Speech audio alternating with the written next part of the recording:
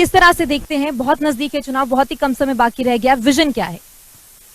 देखो, अगर हम चुनाव की बात करें तो समय तो कम है, पर हमारी तैयारी बहुत पहले से है, क्योंकि भारतीय जनता पार्टी पूरे 5 साल इलेक्शन मोड में रहती है। अभी लोकसभा के भी चुनाव हुए हैं, उसमें बहुत अच्छे भारी बहुमत से यहाँ से जो है हमारे केंद्रीय राज्य मंत्री कृष्णपाल गुर्जर जी जीत के गए हैं। उसके बाद हमारे यहाँ पर 6 में से 5 विधायक जो भारतीय जनता पार्टी के जीते हैं। चुनाव के लिए हम तैयार हैं। 46 के 46 वार्ड में हमारे ऊर्जावान प्रत्याशी हैं, और हमारे जो मेयर की जो प्रत्याशी हैं जो प्रवीण जोशी जी हैं, तो हम तो बिल्कुल तैयार हैं और सारे कार्यकर्ता उत्साही हैं। सुना था हमने कि आपका जो नामांकन है वो रद्द कर दिया गया, उसके बाद पार्टी ने दूसरा जो प्रत्याशी है वो ऐलान किया। पहली बात तो पार्टी के इस तरह के फैसले को किस तरह से देखती हैं? आप संतुष्ट हैं? देखिए, आम आदमी पार्टी जो है वो आम जनता की पार्टी है, उसमें कोई नेता नहीं बनते। यहाँ पर हम नेता बनने नहीं आया है। तो आम आदमी पार्टी में चुनाव मैं लड़ूं, आम जनता में से कोई भी लड़े, आम पार्टी जो है वो राजनीति में राजनीति करने नहीं आई। पहले दिन से उसका यही था, राजनीति के बदलाव के लिए वो राजनीति में आई है। तो चुनाव मैं लड़ूं, मेरा कवरिंग कैंडिडेट लड़े या कोई और लड़े, चुनाव पूरी दमदारी से लड़ा जाएगा। और जिस तरीके से हमारे भाई ने बोला कि बीजेपी हर टाइम चुनाव मोड में रहती है, ये अच्छी बात है कि आप चुनाव मोड में रहते हैं, लेकिन बात यह है कि चुनाव मोड से ज्यादा अगर जनता आप पे भरोसा कर रही है तो आपको जनता की जिस वादे के साथ आपको सत्ता में बैठाती है उस वादे को पूरा करने का भी आप में जुनून होना चाहिए। ठीक है, एक रिएक्शन जो है कांग्रेस नेता से भी ले लेते हैं। सुमित जी, किस तरह से देखते हैं? बहुत कम दिन रह गए हैं निकाय चुनाव के लिए, क्या तैयारी? देखिए, मैं आपको साफ तौर पर कहना चाहता हूं, अगर हम बात करें बीजेपी की तैयारी की, तो फरीदाबाद की जो भोली जनता है, पहले लगातार 2-3 बार इनकी उसमें बातों में आके, कोई हिंदू मुसलमान में आके, कोई राम मंदिर में आके, इनके जुमलों में आ रहे हैं, सब फेंकते हैं। लेकिन फरीदाबाद की जनता से बीजेपी के नगर निगम का बहता हुआ पानी नहीं छुपा सड़कों पे। फरीदाबाद की जनता से भी नगर निगम का जो कूड़ा हर गली मोड़ पे जो कूड़ा रखा है वो नहीं छुपा इस जनता से। फरीदाबाद की जनता से नगर निगम के जो आवारा पशु, जो वैसे एक बीजेपी वाले ये भी कहते हैं कि गौ माता, इनकी हजारों गौ माता फरीदाबाद में घूम रही हैं, एक की भी लुक आफ्टर करने बीजेपी का नेता नहीं आया, बीजेपी का अधिकारी नहीं आया, घरों में पीने का पानी नहीं है। और सबसे बड़ी बात, इस फरीदाबाद की भोली जनता से नगर निगम का 300 करोड़ का घोटाला, और हाल ही में जो कल हमारे प्रदेश अध्यक्ष ने घोटाले को उजागर किया, छुपा नहीं है। राजस्थान में इन्होंने गुजर और मीना बांट दी है, गुजरात में इन्होंने पाटीदार और नॉन पाटीदार कर दिए, हरियाणा में इन्होंने जाट और नॉन जाट कर दिया। और कांग्रेस पार्टी हो चाहे कोई भी पार्टी हो, सभी सर्व समाज को साथ लेके चलती है। अंग्रेज चले गए, हमारे इस देश में बीजेपी को छोड़ गए। अंग्रेजों की पॉलिसी थी डिवाइड एंड रूल, उसी पॉलिसी के तहत, उसी पॉलिसी को खेलते हुए ये लोग बार बार सत्ता पे आ रहे हैं। लेकिन मुझे कहने में डर नहीं, कहने में गुरेज नहीं, स्प्रिंग है, every action has its equal and opposite reaction. जिस भी जाति को, जिस भी धर्म को आप दबा लो, आज आपकी चल रही है, पुलिस आपकी है, सिस्टम आपका, सब आपके हैं, लेकिन जब ये उछलेंगे ना, जब जो चीजें प्रॉब्लम होंगी, ना आप पे संभलेंगी ना किसी और पे संभलेंगी। आपने नगर निगम अगर इनको दे दिया, अभी तो आपने अपना भविष्य खराब किया, अपना हरियाणा और केंद्र इनको देके। अगर आपने नगर निगम इनको सौंप दिया तो आप अपने आने वाली पीढ़ी का भी भविष्य खराब करेंगे। बहुत सारे मुद्दे आपने उठाए हैं। वरिष्ठ पत्रकार है हमारे साथ विजेंद्र बंसल जी, उनसे एक बार जान लेते हैं। सर, आप बेहतर बता पाएंगे यहाँ के मुद्दे क्या हैं और राजनीति जो है वो किसके इर्द गिर्द यहाँ पर ज्यादा घूमती है? देखिए, राजनीति तो जब कांग्रेस का राज होता है तो बीजेपी वालों का भी यही वक्तव्य होता है जो सुमित गौड़ ने बोला है। आज बीजेपी का राज है तो वही वक्तव्य सुमित गौड़ के मुखारबिंद से आपको सुनने को मिला। ये राजनीति है। लेकिन असली जो मुद्दा है ये नगर निगम चुनाव है, और नगर निगम चुनाव में हमारे स्थानीय मुद्दे होने चाहिए। और मैं हरियाणा का क्या कहूं, उत्तर भारत का सबसे पहला औद्योगिक नगर है। जब ये बसाया गया था तो ये सोच करके बसाया गया था कि दिल्ली और आगरा के बीच में एक ऐसा औद्योगिक नगर होगा जो उत्तर भारत को फीड करेगा। आज आप लगाइए कि मुद्दे कोई एक नहीं है। मुद्दा बदरपुर बॉर्डर से फरीदाबाद शुरू होता है, बदरपुर बॉर्डर से बल्लभगढ़ तक जो दोनों तरफ इंडस्ट्री थी, आज वो इंडस्ट्री नहीं है, उनकी जगह कॉमर्शलाइजेशन हो गया। उसके बाद अगर आप अंदर चले जाएं तो इंडस्ट्री की वो दशा है कि जिस दशा को देख करके ये सुमित गौड़ और भी बहुत से आरोप बीजेपी के ऊपर लगाने लगे। आज आप यहाँ खड़े हैं, यहाँ भी आपको पॉल्यूशन दिखाई देगा। फरीदाबाद में पॉल्यूशन होता है तो वो कोई आदमी दिल्ली नौकरी करने जाना चाहता है तो वो दिल्ली नहीं नौकरी करने जा सकता है। नोएडा में उसकी गाड़ी प्रतिबंधित होती है क्योंकि यूरो 6 नहीं होती। और जब वो शहर की सड़कों से निकलता है तो बगल में नोएडा है, बगल में गुड़गांव है। गुड़गांव की हाई राइज बिल्डिंग देख करके, गुड़गांव की चकाचौंध देख करके और नोएडा की चकाचौंध देख करके फरीदाबाद का व्यक्ति अपने आप को पिछड़ा हुआ महसूस करता है। और यही काम नगर निगम का होना चाहिए कि वो फरीदाबाद का व्यक्ति अपने आप को पिछड़ा हुआ व्यक्ति ना समझे। ये मुद्दे इस समय होने चाहिए। मैं एक बात कहना चाहता हूँ इसमें, और मानता भी हूँ समस्याएं पहले भी होती थी। कांग्रेस पार्टी की सरकार रही है, हम जब कॉलेज जब पास आउट किया उसके बाद 10-15 साल में राज देखा सरकार कांग्रेस का, लेकिन तब में एक फर्क जरूर था, समस्याएं तब भी थी, समस्याएं आज भी, समस्याएं आगे भी होंगी, लेकिन कांग्रेस पार्टी के समय में समस्याओं का निवारण होता था, सुनवाई होती थी। ये नहीं होता था कि इसके स्मार्ट सिटी के नाम पे हजारों करोड़ रुपया आया और ये डकार गए, पता भी नहीं चलो शहर वहीं के वहीं। सर, जिस तरह से कांग्रेस बीजेपी पर आरोप लगा रही, क्या कहना चाहेंगे? ईवीएम का मुद्दा उठाया है, मूलभूत सुविधाएं जो है वो लोगों को नहीं मिल पा रही है, भ्रष्टाचार है, क्या कहना चाहेंगे? देखो, इनका जवाब तो जनता दे चुकी है। आपने लोकसभा का चुनाव देखा, अभी दिल्ली विधानसभा का ही चुनाव हुआ है, इन्होंने रिकॉर्ड बनाया है 0 का, हैट्रिक बना दिया इन्होंने। फिर भी ये ऐसा बोलते हैं। जिन्होंने राम की अस्तित्व को ही स्वीकार नहीं किया, इनके जो नेता है कपिल सिब्बल जी, वो खिलाफ चुनाव लड़ते रहे, मतलब केस लड़ते रहे। पर इस सरकार में देखो जी, राम जी को भी एक घर मिला, एक छत मिली, और लोगों की आस्था का केंद्र है आज वो। पर ये अभी हमारे बड़े भाई हैं सुमित जी, अब भी कह रहे हैं, और ईवीएम के लिए तो कहते रहेंगे, जहां जहां हारते रहेंगे कहते रहे। अभी निगम के 12 तारीख को इनका इंटरव्यू लेना, फिर कहेंगे ईवीएम में गड़बड़ है। इनका ये आदत है और बनी भी रहेगी। और देखो, इन्हीं आदतों पे बने रहे, ये पहले कितने थे और कितने पे आ गए हैं। और इन पे और कोई मुद्दे नहीं। देखो, ये जो चुनाव है, नगर निगम का चुनाव है, लोकल मुद्दे होते हैं। इस पे नाली, पानी, सीवर के सफाई का मुद्दा होता है, या कोई छोटी सड़क है, या कोई स्ट्रीट लाइट का है, तो उस मुद्दे पे बात हो। तो क्योंकि अगर यहाँ कोई इंटरव्यू दे रहे हैं, आप बहस कर रहे हो, तो निगम के बारे में बात हो तो अच्छा। स्थानीय मुद्दे भी बताए उन्होंने। ये तो बड़े धर्म के बारे में बात कर रहे हैं, ईवीएम के बारे में बात कर रहे हैं। अगर हम कहें तो 46 के 46 वार्डों में हमारे एक योग्य और शिक्षित जो हैं उम्मीदवार हैं। और एक और बताऊं मैं इनके तो ना जी, अगर उम्मीदवारी की बात करें तो जो इनके बड़े नेता हैं वो तो निर्दलीय लड़ रहे हैं, इन पे कैंडिडेट ही नहीं थे, और इन्होंने ऐसे लोगों को वो टिकट देके खड़ा कर दिया। उनमें से तो आधे बैठ गए। अभी वार्ड नंबर नहीं बोलूंगा, अभी उसमें भी एक प्रत्याशी, शाम को आपको खबर आ जाएगी कि कांग्रेस के प्रत्याशी ने छोड़ दिया है और बीजेपी के समर्थन में बैठ गए। ये बड़ा दावा कर रहे हैं। नीतू मान जी से हम जवाब लेते हैं जी। देखिए, ऐसा है कि जिन मुद्दों के हम लोग यहाँ पे, हम नगर निगम के मुद्दों पे बात करने आए हैं, और चुनाव भी नगर निगम का ही है, तो उन मुद्दों पे ही बात कर लेनी चाहिए आज यहाँ पर। फरीदाबाद जो हमारा सिटी है, आप ये बताइए कि मुझे फरीदाबाद में नगर निगम में 200 करोड़ का घोटाला हुआ।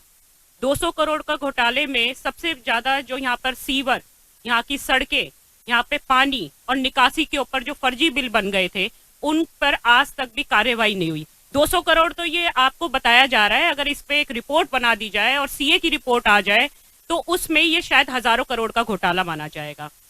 फरीदाबाद में जगह जगह आप खुद भी घूमते हुए आए होंगे, यहाँ पे सड़कें आपने खुद ने भी देखी है, जितनी जनता बैठी है सबकी आप इनसे भी पूछेंगे कि सड़कों के हाल क्या है।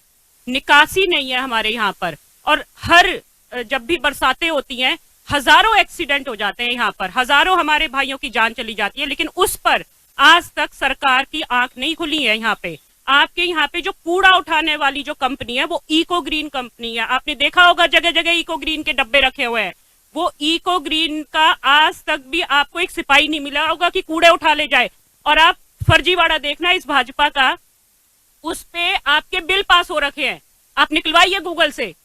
और बताती हूँ, आपके जब भाजपा ने मूवेबल टॉयलेट्स बनाए थे जगह जगह, जिनको मूव कर सकते हैं, प्लास्टिक के टॉयलेट्स, उनकी रिपेयरिंग का भी आपको बिल मिल जाएंगे, लेकिन आज तक किसी भाई को नहीं दिखे होंगे वो मूवेबल टॉयलेट्स। यहाँ पर जनता ने आपको जिताया है, सत्ताधारी हैं आप यहाँ पर।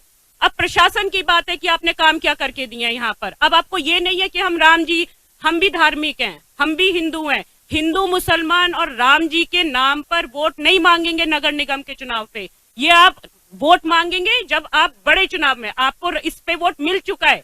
आपको जब आप सांसद बने थे तो आपको वोट मिला था इन्हीं मुद्दों पे, लेकिन अब मुद्दे आपके घर के पारिवारिक मुद्दा है हमारा, बिजली, पानी, निकासी, ये हमारे मुद्दे हैं। घर में आप देखिए, आपको पता है मैडम कि हमारे हरियाणा में 90% प्रॉपर्टी आईडी में घपला है। मुझे पता है आप जीत रहे हैं, हम नहीं मानते ईवीएम को। हम तो ये कहते हैं जनता आपको खुशी खुशी जिता रही है। मुद्दों पे बात करिए आप हमारे साथ। मुद्दे ये है कि आपको वादा किया था आपने जनता से कि आप इस सिटी को स्मार्ट सिटी बनाएंगे। आप 2200 करोड़ जो आपको स्मार्ट सिटी का, कहाँ है वो पैसा? दिल्ली में क्या कारण रहे कि आम आदमी पार्टी सत्ता से बाहर हो गई? देखिए, दिल्ली का जवाब मैं आपको दे देती हूँ।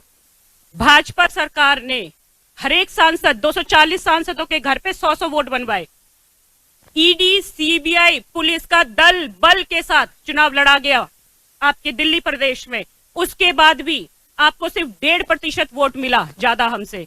तो आम आदमी पार्टी ने ईमानदारी, नेक नियत और सही नीति से आपका चुनाव लड़ा था वहां पे दिल्ली में। आपकी तरह भ्रष्टाचारी नहीं है, आपकी तरह हमारे साथ पुलिस नहीं थी, आपकी तरह ईडी सीबीआई हमारे पास नहीं थी। सारे नेताओं को आपने हमारे जेल में भेज दिया। आज तक प्रूफ नहीं कर पाया इनका, उच्च न्यायालय प्रूफ नहीं कर पाया हमारे नेताओं की जिसके लिए वो अंदर गए थे। फिर भी हम 1.5% वोट आपने हमसे ज्यादा लिया। आप कहते हैं ये आपकी जीत है, मैं कहती हूँ ये आपकी हार है। सुमित जी, क्या लगता है आपको, जिस तरह से कांग्रेस पार्टी में गुटबाजी है, क्या एक बार फिर से हार का सामना कांग्रेस को इसी की वजह से करना पड़ सकता है? नुकसान हो सकता है इस बार भी?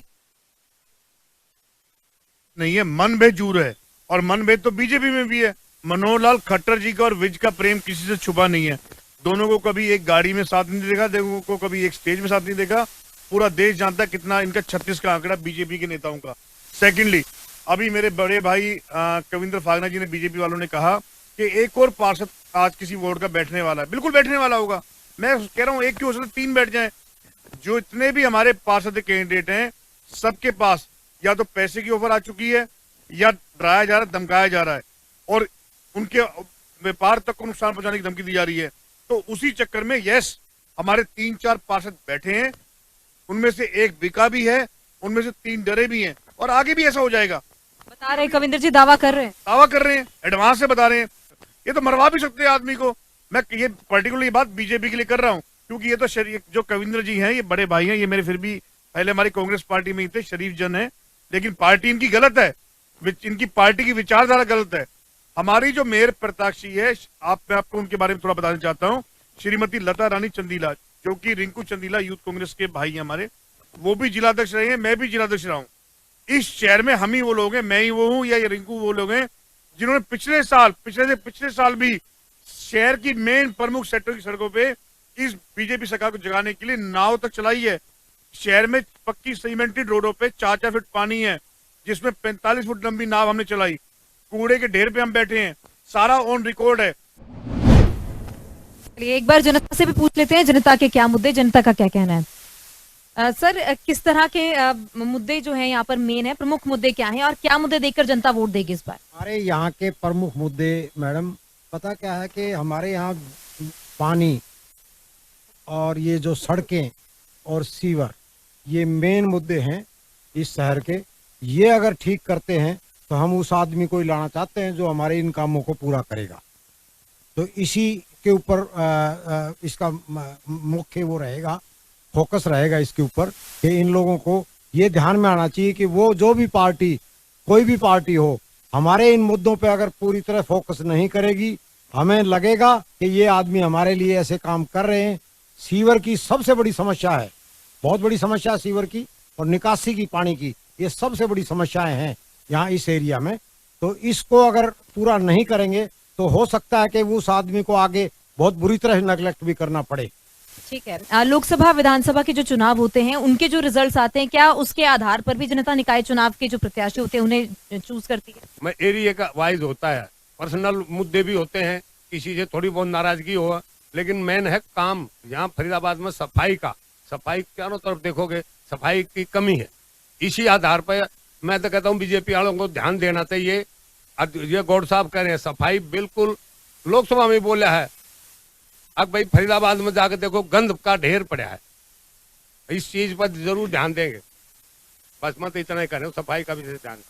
मैम, सबसे पहले सेफ्टी एंड सिक्योरिटी बहुत जरूरी है। बिल्कुल भी सेफ्टी हम सेफ फील नहीं करते। रात में सड़कों पे अकेला निकलना बहुत मुश्किल है। तो मैं चाहूंगी कि सरकार, जो भी सरकार बने यहाँ पर, वो बिल्कुल हेल्प करे, महिलाओं के सेफ्टी एंड सिक्योरिटी पे ज्यादा ध्यान दे। कि विकास के तो बहुत बड़े बड़े दावे किए जा रहे हैं, स्मार्ट सिटी बनाया जाएगा, और भी विकास के लिए जो है ट्रिपल इंजन की सरकार जरूरी है, इस तरह के दावे किए जा रहे हैं। क्या विकास ज्यादा जरूरी है या उससे पहले जो बेसिक चीजें हैं जो लोगों को नहीं मिल पा रही हैं वो ज्यादा जरूरी है? मैम, अगर आप देख रहे होंगे कि जो सरकार अभी है ना तो विकास हो रहा है, कोई डेवलपमेंट नहीं है, रोड्स नहीं बनी हुई है, पोल्यूशन इतना ज्यादा है। जो अभी लास्ट डिस्कशन अभी इन्होंने किया है, सेम टू सेम जो डॉक्टर नीतू मान जी ने जो मुद्दे उठाए, मैं बिल्कुल सहमत हूं उनके मुद्दों के साथ।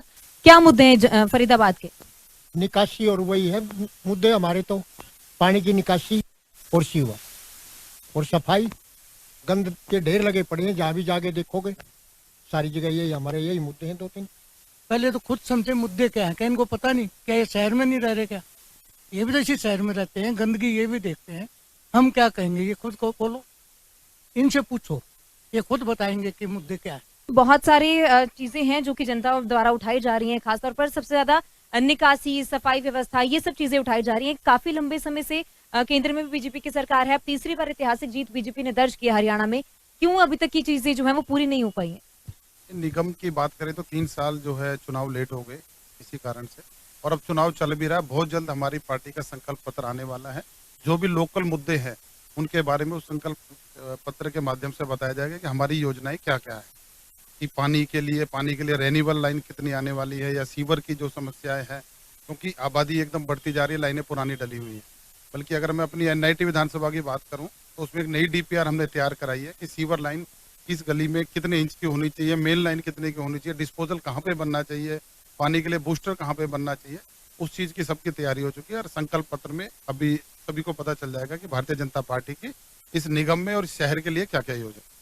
ट्रिपल इंजन की अगर सरकार बनती है तो मेन चीजें सबसे ज्यादा क्या रहने वाली? क्योंकि महिला होकर भी उन्होंने कुछ मुद्दे उठाए हैं, सिक्योरिटी पर्पज से भी जो है काफी चीजें अहम हो जाती हैं। देखना जिस तरह से नीतू मान जी ने भी बहुत सारे आरोप लगाए हैं, घोटालेबाजी का आरोप लगाया है, उन सब चीजों से कैसे डील करेंगे अगर सरकार बनती है तो? जैसे सिक्योरिटी की बात है तो शहर में नए FMDA द्वारा भी CCTV कैमरे लगाए जा रहे हैं 170 करोड़ की लागत से। 450 से 500 पॉइंट उन्होंने चिन्हित किए जहां पर लगाए जाने हैं। और घोटालों की बात करें तो देखो विपक्ष से कुछ ना कुछ कहते रहेंगे, घोटाला वो जो प्रूव हो ऐसा कुछ नहीं हुआ है। एक हमारे पूर्व में विधायक रहे थे कांग्रेस के, वो शोर मचाते रहे, बल्कि घोटाले तो जब वो खुद कभी उनके परिवार के लोग जनप्रतिनिधि रहे उस समय हुए थे। वो शोर मचाते रहे पर प्रूव कुछ नहीं है, ऐसा कुछ नहीं हुआ, कोई घोटाला नहीं है। नीतू मान जी से जवाब ले लेते हैं। देखिए, भाजपा के लिए लाइन जरूर बोलूंगी कि भाजपा का अधाना सा फसाना है, बस्ती भी जलानी और मातम भी बनाना है।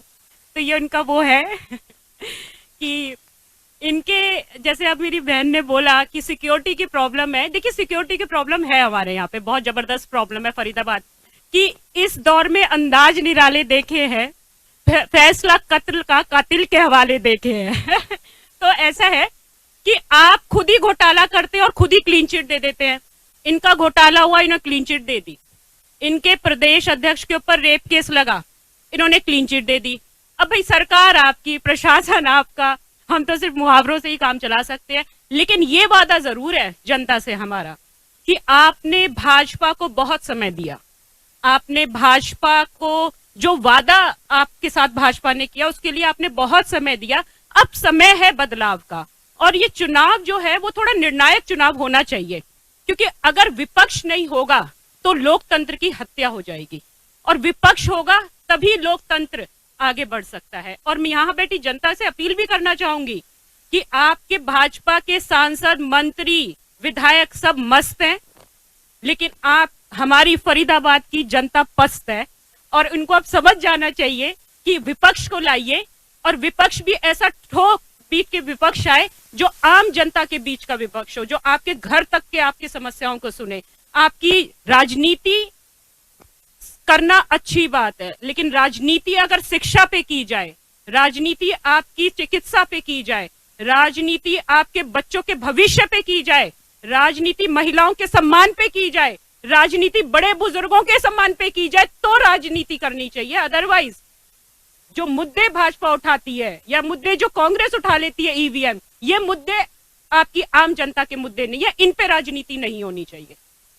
ठीक है। सुमित जी, जिस तरह से हरियाणा विधानसभा में चुनाव हुए, लोकसभा के चुनाव भी हमने देखे, विधानसभा के चुनाव देखे, दिल्ली में भी हमने देखा कांग्रेस का क्या हाल हुआ, तो क्या लगता है उसका असर अब निकाय चुनाव पे पड़ेगा? कांग्रेस को फिर नुकसान हो सकता है? देखिए, इस पूरे भारतवर्ष देश में आज सबसे मजबूत अगर विपक्ष है तो आज भी केवल हरियाणा में है। ये बीजेपी वाले ये ना भूलें, अभी भी हम 90 में से 37 पे हम हैं। तो थोड़े उसके अलावा अगर वोट प्रतिशत की बात करें तो 39 पॉइंट कुछ परसेंट वोट इन्हें मिला, 39% ही कुछ वोट हमें मिला है। 0.50% वोट का फर्क का रह गया। कुछ सीटें ऐसी भी है जो 30-32 वोटों के अंतराल से हारे हैं। ये तो तब हुआ है जब ईवीएम इनका, तंत्र इनका, सब कुछ इनका। तो इसीलिए मैं कह देना चाहता हूं, अभी भी ये किसी खुशफहमी में, गलतफहमी में ना रहे। अभी भी ये फरीदाबाद है, इसका दूसरा नाम फरोडाबाद भी है। इसी फरीदाबाद ने बहुतों को धूल भी चटाई है, इसी फरीदाबाद ने बहुतों को लाइन पे भी लाए हैं। तो मैं साफ, हमें पूरी उम्मीद है कि इस फरीदाबाद क्षेत्र की जनता जागरूक है, अवेयर हो चुकी है। और एक बड़ा अच्छा नारा था जो पिछले 5 साल से मैंने चला रखा है, जो हमेशा और सटीक भी है, सही भी है। सरकार मस्त, जनता त्रस्त, नगर निगम मस्त, जनता पस्त। अब आप मुझे एक चीज बताइए, अभी भाई ने कहा कि 3 साल से नगर निगम नहीं था।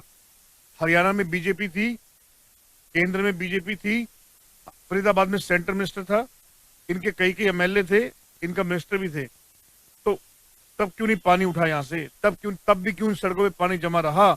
अगर मुझे उम्मीद ना के बराबर है, ठीक है, फिर भी अगर हमारे कुछ अंधभक्तों ने गलती करी, कुछ इन्हें मौका दिया, गलती करी, तो आपको दिखा दूंगा इस शहर का वही हाल होगा। इनके संकल्प पत्र, इनके घोषणा पत्र के आगे ओब्लिक जुमला पत्र और लिख देना चाहिए इनको। मैं आज वो देख रहा था इनके कौन कौन नेता आ रहे हैं। मैं स्वयं मुख्य एक मेयर के चुनाव में, मेयर का चुनाव बड़ा होता है, मैं इस बात से मना नहीं करता, लेकिन मेयर के चुनाव के लिए एक मुख्यमंत्री के फरीदाबाद जिले में 4-4 विधानसभा में 4-4 दिन रोड शो, प्लस केंद्रीय नेतृत्व, प्लस उसके अलावा सारे मंत्री यहाँ लगा रखे हैं। आप लेकिन बीजेपी तो ये कहती है ना, हम किसी चुनाव को छोटा नहीं मानते, सभी चुनाव बड़े होते हैं। देखिए, ये तो किसी को छोटा नहीं मानते, सिर्फ ये वोटर को और आम इंसान को छोटा मानते हैं। कविंदर जी, साख पे सवाल है, विपक्ष बहुत हावी लग रहा है। देखो, मैं ये कह रहा हूँ कि ना, बारिश आएगी, पानी तो भरेगा, क्योंकि जो है कंक्रीट का एक वो बन गया है शहर। सड़कें सारी पक्की है, कच्चा तो कहीं पे है नहीं। और पानी जो अगर निकासी होगी तो सीवर के माध्यम से या नालों के माध्यम से। लेकिन अभी हम आ रहे थे, मैंने देखा रास्ते में सड़कों की व्यवस्था बहुत अच्छी नहीं है। नहीं, मैं अभी अगर पानी की बता रहा हूँ, एक बार इन्होंने कहा ना, तो पर हमारे डिस्पोजल ऐसे हैं। अगर पहले हम बात करें, हमारे नजदीक में एक सड़क है जो एयरफोर्स रोड कहते हैं, पहले अगर इनकी सरकार के समय बात करें, अगर एक बार पानी भर जाता था तो 5-5, 6-6 दिन भरा रहता था। AC चौधरी मंत्री थे, जब यहाँ पर आए थे 5-6 दिन से पानी भरा था, लोगों ने उनकी गाड़ी की टायर पंचर भी कर दिए थे। पर अब देखेंगे तो ज्यादा से ज्यादा 3 घंटे, 4 घंटे या 5 घंटे में पानी निकल जाता है। डिस्पोजल हमारे सही काम कर रहे हैं। और सड़कों की बात करें, देखो सड़कें हैं, मैं ये नहीं कहता कि एक बार बना दी तो हमेशा के लिए होगी, पर सड़कों की मरम्मत का कार्य चलता रहता है। और नई रोडों के भी कई जो हैं टेंडर लगे पड़े हैं। और मतलब ऐसा कोई जगह नहीं जहाँ पर विकास ना हो। ठीक है, हमारे साथ वरिष्ठ पत्रकार भी हैं विजेंद्र बंसल जी। किस तरह से आप देख रहे हैं समीकरण, मौजूदा तस्वीर फिलहाल क्या कहती है? कि ट्रिपल इंजन की सरकार के दावे तो बहुत किए जा रहे हैं, क्या लगता है कोई बदलाव होगा या ट्रिपल इंजन की सरकार, ये दावा कितना सही साबित लग रहा है? देखिए, जो रुझान है, जिस तरीके से कांग्रेस ने इस बार अपने कैंडिडेट खड़े किए, कविंदर चौधरी जी बिल्कुल ठीक कह रहे थे कि जो लोकसभा और विधानसभा चुनाव में इनके साथ पार्षद पद के प्रत्याशी थे, वो आज कांग्रेस के टिकट पर चुनाव लड़ करके निर्दलीय चुनाव लड़ रहे हैं। तो कांग्रेस की हालत बहुत अच्छी नहीं कही जा सकती, लेकिन चुनाव है, चुनाव को चुनाव के दृष्टिकोण से देखना चाहिए। और जनता को मैं आपके चैनल से ये भी एक अपील करना चाहूंगा कि 2 मार्च को वो जिसे भी वोट देना चाहें, लेकिन वो वोट डालने जरूर जाएं, क्योंकि चुनाव एक तरीके से नीरस नहीं होना चाहिए। मुझे बड़ी खुशी है कि नीतू मान जी ने अपनी बात बहुत प्रमुखता से रखी और कविंदर चौधरी जी ने भी अपनी बात बड़ी प्रमुखता से रखी कि चुनाव में मुद्दे खड़े होंगे तो आम जनता भी जागरूक होगी, आम जनता जागरूक होगी तो वो अपना सही प्रतिनिधि चुन लेंगे। और इस समय जो रुझान है वो मैं कह सकता हूं कि बीजेपी की तरफ है, वो इनकी ट्रिपल इंजन की सरकार की तरफ है। लेकिन उस सब के बावजूद भी जो मुद्दे हैं, चाहे इन्होंने पानी निकासी की बात की, और कविंदर जी की मैं बहुत प्रशंसा करूंगा इस मामले में कि उन्होंने माना कि भाई हाँ, जल भराव होगा, क्योंकि कंक्रीट का शहर बन गया। लेकिन कंक्रीट का शहर किसने बनाया? अब तो 11 साल से इनकी ही सरकार है। तो वो कंक्रीट का शहर बनाने के लिए भी हमें सोचना चाहिए। आज हम जो सड़कें बनवाते हैं, आज हम जो डेवलपमेंट करते हैं, वो हमारी क्या दूरदर्शी सोच के अनुसार डेवलपमेंट हो रही है? ये मुद्दे इस शहर का पढ़ा लिखा आदमी सोचता है। इन्होंने फरीदाबाद को ही फरोडाबाद कह दिया। फरोडाबाद थोड़े ही है फरीदाबाद। फरीदाबाद तो वो है जिसने पूरे हरियाणा के एक कोने से लेकर के दूसरे कोने, जनता एक बार देखती है, 2 बार देखती है, तीसरी बार ऐसे ही बदल देती है जैसे दिल्ली में हुआ। या ये कांग्रेस को भी तो बदला ही है ना, ये फरीदाबाद की जनता नहीं बदला है। तो ऐसा नहीं है कि बदलाव नहीं कर सकती फरीदाबाद की जनता। फरीदाबाद की जनता अभी धैर्य में है, कोई बात नहीं, जिस दिन धैर्य टूटेगा, लेकिन वो धैर्य बना करके रखना। मैं एक बात कहता हूं कि जो तपेश्वरी सो राजेश्वरी, जो जीवन में तप करता है, जो अपने राज में तप करता है, वो राज करता है। जो राजेश्वरी, जो भोग विलास करता है, वो नरकेश्वरी। जो तपेश्वरी सो राजेश्वरी, जो राजेश्वरी सो नरकेश्वरी। तो अगर किसी को सत्ता में रहना है तो जनता जनार्दन की बातों को समझते हुए तप करते रहना है, तभी वो राज कर पाएंगे, वरना तो नहीं कर पाएंगे। अभी एक बात निकल के आई, ट्रिपल इंजन की सरकार, जैसे हमारे भाई ने कहा। तो मैं इस भोली जनता को एक बात और बताना चाहता हूँ, किसी ने सोचा नहीं इस बारे में। ये कह रहे हैं बीजेपी वाले कि अब ट्रिपल इंजन की सरकार बनाएगी। 2018 से लेके 2022 तक ट्रिपल इंजन की सरकार ही होती फरीदाबाद में। अगर बात करें भाई, केंद्र में बीजेपी, हरियाणा में बीजेपी और नगर निगम में बीजेपी, तो ट्रिपल इंजन की सरकार जब पहले कोई कमाल नहीं दिखा पाई, अब कहां से दिखा देगी? तो मैं भोली जनता को कहना चाहता हूं कि ट्रिपल इंजन पहले भी फेल हुआ था और ये आगे भी फेल होगा। और दूसरी बात, अभी एक बात निकल के आई फरीदाबाद और फरीदाबाद को लेके। फरीदाबाद और फरीदाबाद में क्या फर्क है मैं बता देता हूँ। हर जगह हर तरह के लोग होते हैं। मैं बीजेपी वालों को फरीदाबादी कहता हूँ, बीजेपी वालों को, क्योंकि ये लोग वो हैं जो किसी को भी टोपी पहना सकते हैं, किसी की जेब से कुछ भी निकाल सकते हैं। ये है हमारे फरीदाबाद की जनता को अगर ठगने का काम किया है, यहाँ का राजस्व और जिलों में लगाने का काम किया है, तो वो केवल इन बीजेपी के नेताओं ने किया है। नगर निगम का जो मतलब काम है, यहाँ पे बिजली पानी जो भी व्यवस्था है, सीवर की तो सबसे बड़ी समस्या है, वो इनसे दूर नहीं हो सकती। क्योंकि जब ये फरीदाबाद बसा था तो मान लो 1000 लोगों के हिसाब से सीवर लाइन डली थी। आज उस सीवर लाइन को 1 लाख पब्लिक यूज कर रही है, तो उस हिसाब से इनको उसमें भी डेवलप करना चाहिए, लेकिन उस और कोई ध्यान नहीं है। और नगर निगम के कर्मचारी भी पब्लिक की सुनते नहीं। उनको अगर सुनानी है तो हमारी तरफ से चुने हुए रिप्रेजेंटेटिव है जो वहाँ जाके, लेकिन कोई नगर निगम में सुनता नहीं है। मेरी एक पर्सनल समस्या मैं बता दूं, 2011 में कंप्लेन करी, 16 में कंप्लेन करी, अब लेटेस्ट में 6 महीने से धक्के खा रहे हैं नगर निगम में, आज तक कोई सुनवाई नहीं है। इंक्रोचमेंट की एक है कंप्लेन, सब तरीके से हम सच्चे साबित हो गए, लेकिन कोई अफसर सुन के राजी नहीं होता। हम वोट देंगे, हम इन्हीं के पास तो जाएंगे। मेरा क्वेश्चन सबसे पहले तो ये था, यहाँ पे बीजेपी के प्रवक्ता हैं और उन्होंने अभी कहा कि भाई घोटाले में अभी तक कोई जांच नहीं आई। मैंने तहसीलदारों की एक कंप्लेंट करी थी, उसमें बकायदा फरीदाबाद डीसी के ऑर्डर लगे हुए हैं। करप्शन के नाम पे बीजेपी क्या कार्रवाई कर रही है? जब मैं धरना दे रहा था, मैं एडवोकेट हूँ, एडवोकेट विनीत गोस्वामी, पिछली डिबेट में मैंने चीज बताई थी। वैसे तो ये जो भ्रष्टाचार का मुद्दा वकील साहब ने उठाया है, ये आरटीआई एक्टिविस्ट भी हैं और समाज सेवा का काम कर रहे हैं, लेकिन चूंकि मैंने भ्रष्टाचार के मुद्दे को मुद्दा बताया है कि चाहे वो स्थानीय सरकार हो तो उसमें भी होना चाहिए।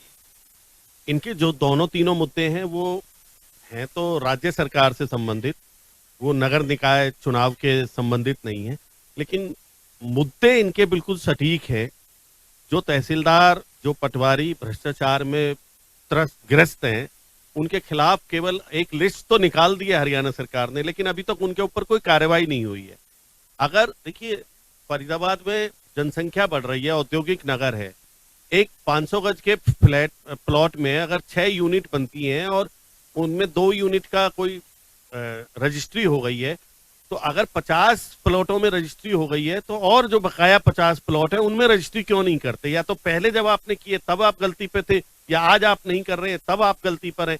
एक बार तो सरकार की गलती है, तो वही बात विनीत जी ने कहा, लेकिन ये अभी स्थानीय सरकार का मुद्दा नहीं है। स्थानीय सरकार के मुद्दे तो वही है कि हम सड़क की बात करें, हम बिजली की बात करें, हम पानी की बात करें, हम सफाई की बात करें। सफाई का मुद्दा इस फरीदाबाद में बहुत बड़ा मुद्दा है। आपके चैनल के माध्यम से ये बोलना चाहूंगी कि जैसे अभी सर ने बोला कि ये जो मुद्दा है घोटाले का, ये राज्य सरकार से रिलेट करता है और ये नगर निगम में नहीं आना चाहिए।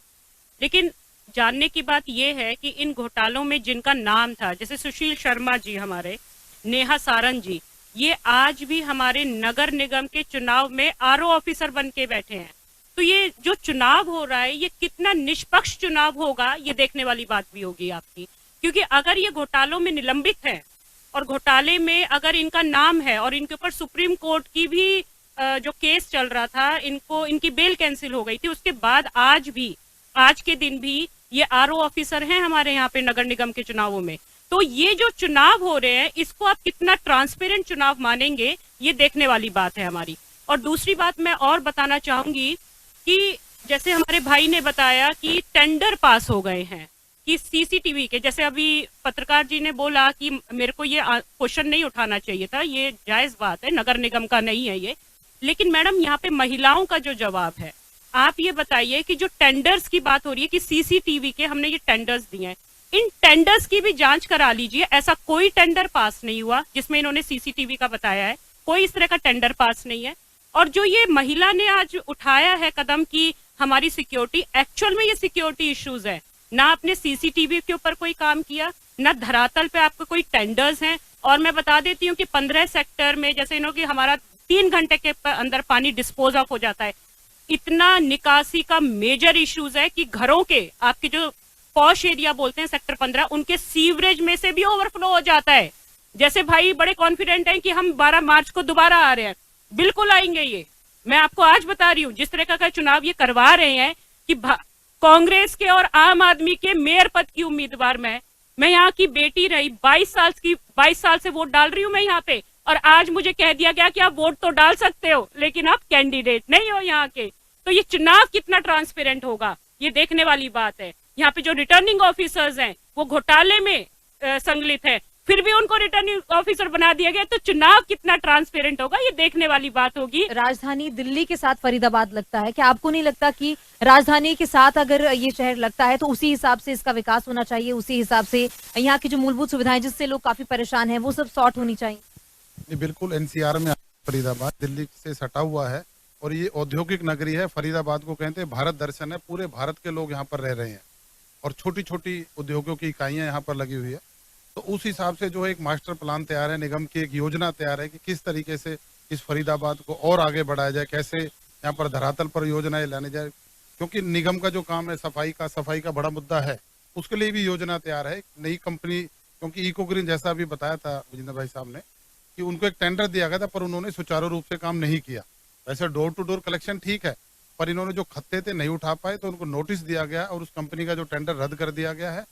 अब एक नया टेंडर होगा और एक कंपनी आएगी, उसमें विशेष रूप से ध्यान रखा जाएगा कि सड़कों पर गंदगी और ये खत्ते ना रहें। जैसा अभी बहन जी ने बताया FMDA कैमरे वाली बात, तो बिल्कुल सत्य है। परसों में मिल के आया था हमारे जो है चीफ हैं जो मैडम देखिए, नेगोशिएशन का मतलब है they are under process, they are not confirmed. So जब तक टेंडर आपका कंफर्म नहीं है तो वो टेंडर माना नहीं जाता। दे आर अंडर प्रोसेस, है ना, उनको नेगोशिएशन चलेगा, वो हो सकता है 6 महीने तक चले। एक उस पे उसने अपना एक रेट डाला है, उसको कितना कम किया जाए उसके लिए नेगोशिएशन होती है, अधिकारी बैठते हैं, कॉन्ट्रैक्टर बैठता है।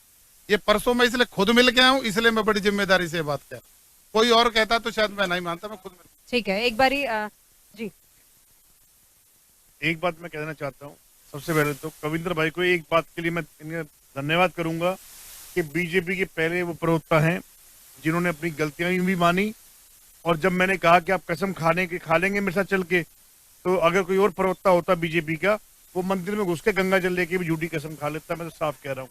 लेकिन कविंद्र भाई ने ऐसा नहीं करा, साफ बोला, तो उसके लिए इनका धन्यवाद। ठीक है।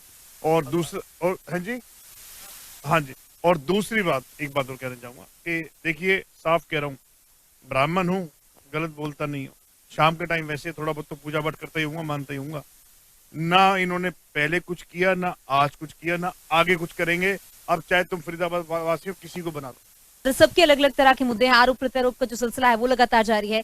फरीदाबाद में नगर सरकार के लिए, निकाय चुनाव के लिए जो है 2 तारीख रखी गई है। 12 तारीख को नतीजे घोषित किए जाने हैं। कुल 14 लाख से ज्यादा वोटर्स हैं यहाँ पर, 8 लाख से ज्यादा पुरुष मतदाता हैं और इसके साथ ही 6 लाख से ज्यादा महिला मतदाता है। अब जब रिजल्ट घोषित किए जाएंगे 12 तारीख को ही ये तस्वीर साफ हो पाएगी कि आखिर जनता ने किसे चुना है।